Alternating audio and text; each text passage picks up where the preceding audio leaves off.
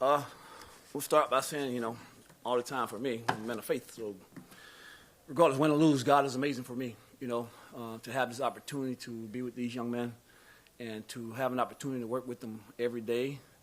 It's been a major blessing. I've been blessed to have the opportunity to do so. But, starting out with our team, a heck of a football team in Arlington.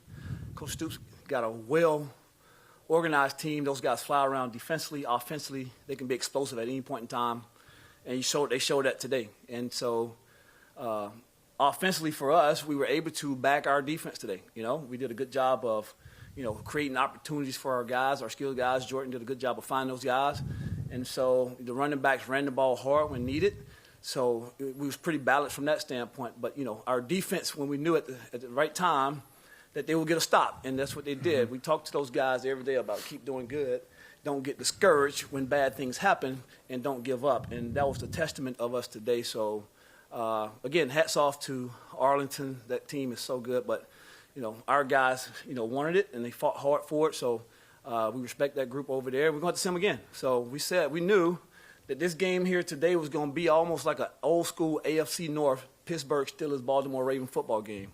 And that's what we treated it as we prepared this week. So, and that's it, Ron Murray, K104, Coach Harris, we still hear the team celebrating right now. So what was just your message to them at halftime? And also when you stepped in for Coach Barlow, did you expect that midway of the season that y'all would, definitely be in, the driver's seat as far as the future for the team?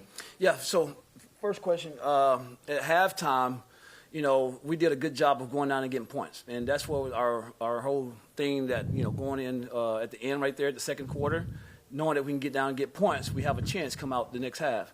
Mm-hmm. And that was the message to the team. We got points. Defense came out and stopped, and we was able to go get a touchdown right away offensively again. So that was the message, and told those guys that we took their best shot in that first half, and we're still in it. So we just can't, we just got to eliminate the mistakes.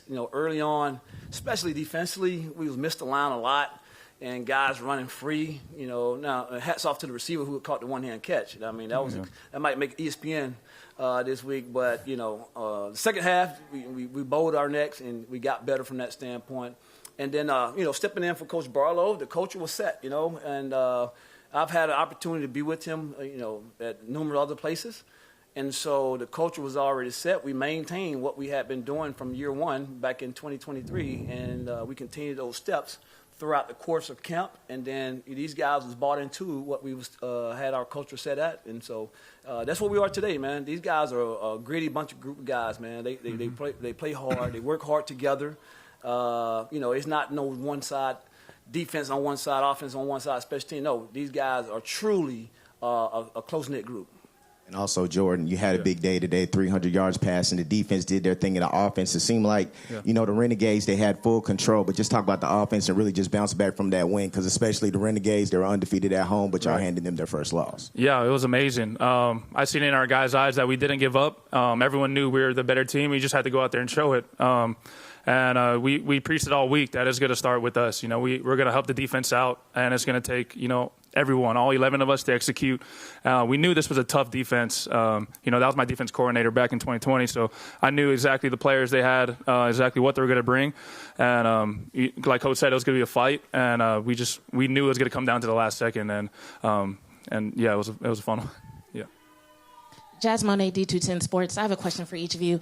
Coach, you told your team at halftime that Luis Perez would definitely give up a couple of interceptions in the second half. I was just curious, how were you so confident in that message, and did you anticipate that would be so impactful in the second half? Yeah, great question. I think, one thing, we're very good up front, and we can we can put some pass rush on the quarterback, and we can get to the quarterback and hit him legally.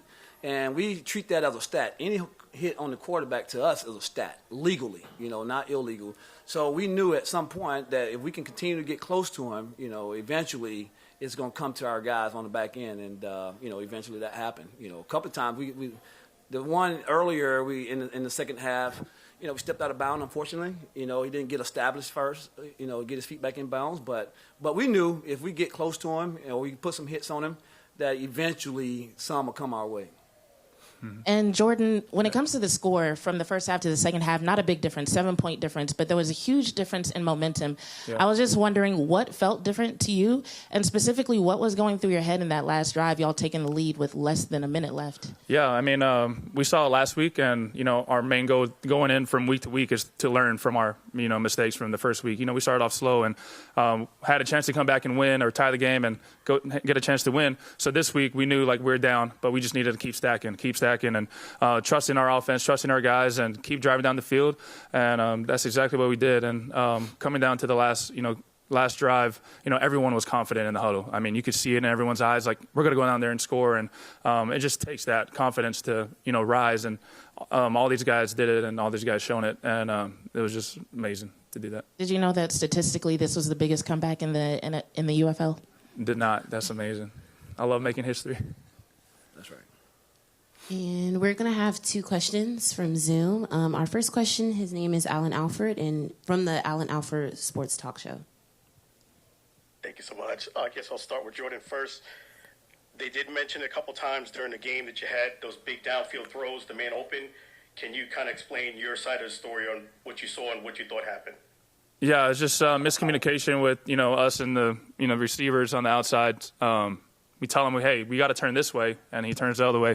And if we just communicated that better, and if he said one way, hey, if the defender's this way, I'm turning this way, then all right, now we're on the same page. But breaking that huddle, we told him to, hey, we just open up one way, and he did another. But that's something we just need to communicate and, kind of work on this week, and just know that everyone's on the same page with throws like that, because those are big-time plays that can, help us win.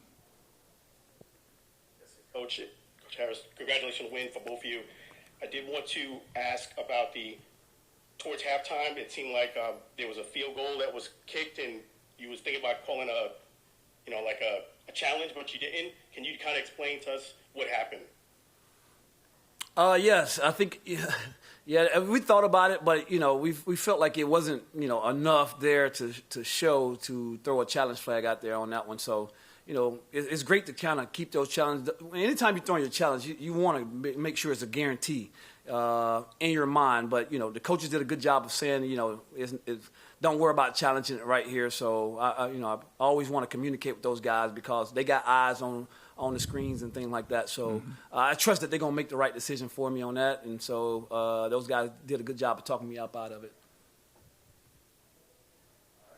All right, and I have one more question. I'm sorry. Jason, you are good to go, and he is from the X-Fan Show. Hey, how's it going? Jason with the X-Fan Show. Coach and Jordan, I got questions for both of you. Coach, I talked last week with you about these next 3 weeks. You already got the one win in Arlington. You go to Michigan. Then this third week, Arlington comes back to D.C. What is the mindset? Because if you guys run this table, you got the control of the destiny. So what is your guys' mindset going into next week? Yeah, it's a week-by-week thing for us. And, yes, we talked about it with these guys. I even talked to these guys the last week, about how these games, the next few weeks, going to be so physical. Is that we're going to have to make sure we get extra treatment after these type of games because we know the type of teams that we're about to play. Arlington, a really good physical football team. Michigan, a really good physical football team. Whoever next after that is a really good physical football team. So we knew going into this week and, just try to prep these guys ahead to go ahead and get your mind right because these are the type of games that we're going to have to play, okay, if we want to win them. And, it starts with discipline and, it's, make sure that we're focused on everything that we do. Thanks, Coach. Jordan, my man, you keep showing spring football and fans all around that watch the UFL that you are the man that's under pressure. Explain how you guys came back in second half. You guys were down. What was your mindset going into that second half? And what did you tell your guys in the huddle and in the locker room to believe in you? And how did you get them to do it? Yeah, I mean, I just kind of told him, I said, hey, we just got to keep driving. And it was going to come down, to me making a play with my feet to kind of, spark that offense up. And, I knew we were driving the ball. We just needed to start faster than we did. But we were confident. Like I said, all those guys were confident inside the locker room that they can beat their guys one-on-one. And, the communication skills, that, helped us out a lot too. It's just, hey, like, I think this guy's doing this guy's doing that. Or, our O-line's just all communicating and, protecting me. So going out into that second half, I knew it was going to be a battle, and I knew it was going to take all of us, and it did, and it showed. Thanks, Jordan. Yes, sir. Thanks, Thank you. Coach. Appreciate it. Yes, sir. Thank you. Thank you all. Appreciate it.